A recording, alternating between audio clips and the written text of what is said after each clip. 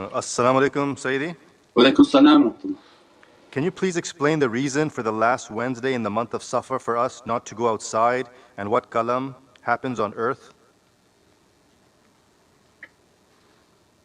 Inshallah, the teachings of Safar is a lot of hayba. We said that there's a tremendous majestic light, and anytime you have a majestic light on a non-majestic earth filled with shayateen and bad character, what's going to happen?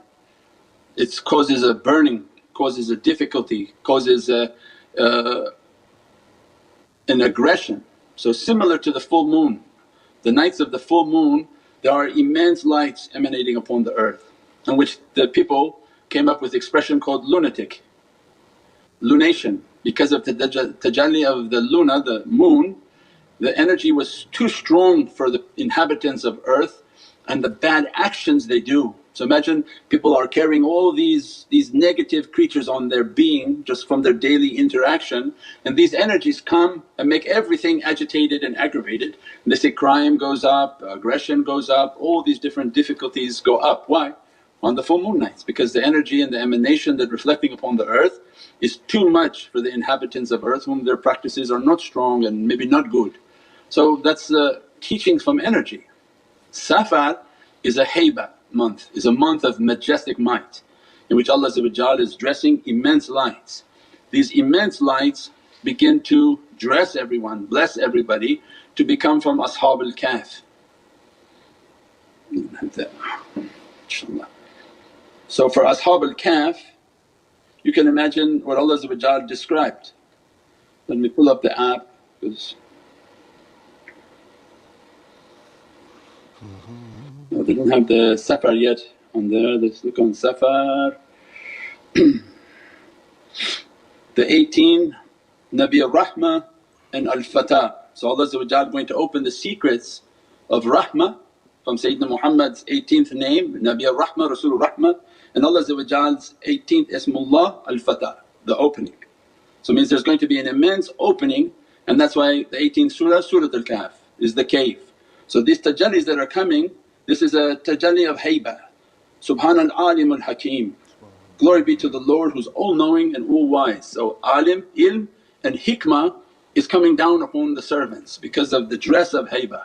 When they enter into the cave, enter into these realities, these are dressing upon the servants. So very majestic might, ulum and knowledges and everything that we'll begin to talk about in Surah al-Kahf and the relationship with Sayyidina Khidr and Nabi Musa, Ashab al-Kahf and the realities of Ashab al-Kahf. So a lot of tajalli.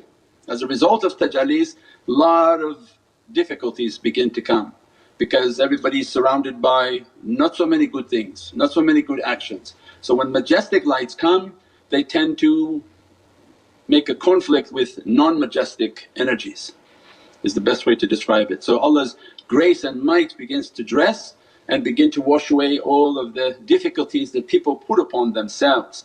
The last Wednesday then can imagine is a tremendous amount of tajalli coming down upon the earth. So when the servant goes into their cave on the last Wednesday, it's like entering into the cave to receive Allah's ni'mat and blessings, and teaching for you that your best protection in difficult times is run to a cave. Means that when chaos comes onto this earth and people are running around like crazy people, run to the cave, seek refuge in Allah and retreat. And that was the example in Muharram of Prophet when he took Sayyidina Abu Bakr as-Siddiq, the beloved, into the cave, that they sought refuge in the cave from the people whom were wishing to harm Sayyidina Muhammad. And that cave is where we're all entering, and that was in Muharram, Surah Tawbah verse 40, when the two had entered into the cave. That's the secret of Muharram, that Prophet is taking these muhibbeen and ashiqeen on a journey through the Qur'an. The Qur'an is pulling them in.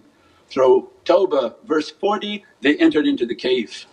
By Safar they're actually in Surah al-Kahf, and Surah al-Kahf begins to dress them on their dress towards this pilgrimage of realities. So has immense dress. The Wednesday then is going to be very majestic lights. And what happens then on dunya when the people whom are not of a majestic reality they begin to go upside down. As a result their devils are everywhere, everything is angry, loads of external difficulty. But for those whom are in the cave, very majestic and very beatific lights, that's the time in which to sit and meditate and to be dressed by its immense blessings. The difficulty or the fire of one may be a peace and a blessing for someone else. That's what you learn from the reality of fire. Fire burns everything other than its fire. So those whom are entering a divine fire of love and grace, they're already within the flame of that ishq. But for those whom don't have that love, that fire seems very hot because it burns away all their dunya. And that's what's the difficulty. But the one whom they're of that flame and they exist within that light and that love, they're dancing within the flame. That's when Allah through Sayyidina Ibrahim, قُلْ يَا نَهْرُ كُونِي بَارْدًا وَسَلَامًا, that this is a servant of immense divine love. How the fire is going to harm him? He is from the fire. And as a result people looked and he was having a good time inside that flame. Because that which is existing from Allah's love, love can't burn it. So Allah made the fire of their anger to be the fire of His divine love, and through Sayyidina Ibrahim into Allah's love, of course he's in complete ecstasy, he felt like he was in paradise. But from the outside they were astonished, what the heck, what's he doing in there? He's not burning, it seems like he's doing something inside the flame. So it has a very deep reality. That's why to make our path based on this divine love and divine ishq, and that Allah to be happy with us, and that to do what Allah has asked of us as top priority, and that we do it with love and sincerity and do it with the best of character and the best of grace, inshaAllah.